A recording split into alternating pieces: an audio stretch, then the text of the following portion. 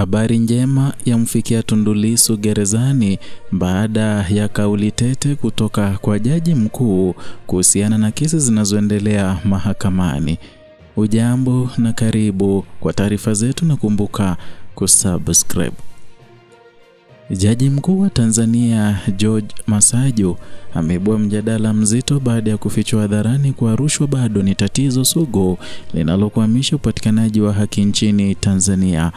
Akizungumza jijini Dodoma Septemba 24 wakati wa kufungua mkutano maalum kuhusu ushirikiano katika utekelezaji wa majukumu ya utoaji haki, alisisitiza kuwa nidhamu na uwajibikaji wa watumishi wa umma ndizo silaha kuu zinazoweza kuleta mageuzi makubwa katika sekta ya sheria.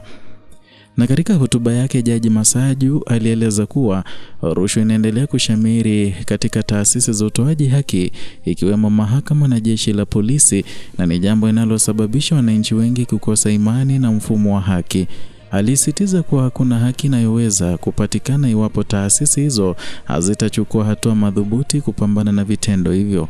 Kauli yake imeelezwa na wachambuzi kama onyo kwa taasisi zote zinazohusika na mchakato wa utoaji haki kuhakikisha zinabaki safi na zenye uwajibikaji. Aidha, Jaji Masaju alieleza kuwa changamoto kubwa inayokwamisha utoaji haki ni ukosefu wa ushahidi thabiti katika mahakama za chini, na ni jambo linalochelewesha maamuzi na wakati mwingine kusababisha kesi kufutwa. Hata hivyo, aliongeza kuwa mahakama kuu mara nyingi huweza kutoa maamuzi yenye ufanisi kutokana na pande zote kuwasilisha ushahidi kamili. Na katika hatua nyingine, alionya ofisi ya mwanasheria mkuu wa serikali kuacha kutumia rasilimali za umma kuwatetea watu wanaokabiliana na kesi za madai, akisema kuwa ni matumizi mabaya ya madaraka. Alibainisha kuwa kesi hizo zinapaswa kushughulikiwa na wahusika binafsi, na iwapo kuna msingi wa mashtaka ya jinai, basi ofisi ya mkurugenzi wa mashtaka DPP ndiyo yenye wajibu wa kusimamia ama kuzisimamia kisheria. Kauli hizi zimechukuliwa kama wito wa moja kwa moja kwa watendaji wa taasisi za sheria kuhakikisha kwamba kesi zinashughulikiwa kwa weledi na kwa wakati. Jaji mkuu alisisitiza kuwa endapo upelelezi utafanyika kwa makini na kwa wakati, basi majaji na mahakimu watakuwa na uwezo wa kutoa maamuzi ya haki kwa haraka.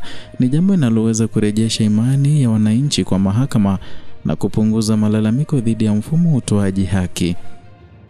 Wachambuzi wa masuala ya sheria wamesema kauli ya Jaji Masaju imekuwa katika wakati mwafaka, huku serikali ya awamu ya 6 chini ya Rais Samia Suluhu Hassan ikiendelea na juhudi za kuimarisha mifumo ya utoaji haki, kuongeza uwazi na kuondoa mianya ya rushwa.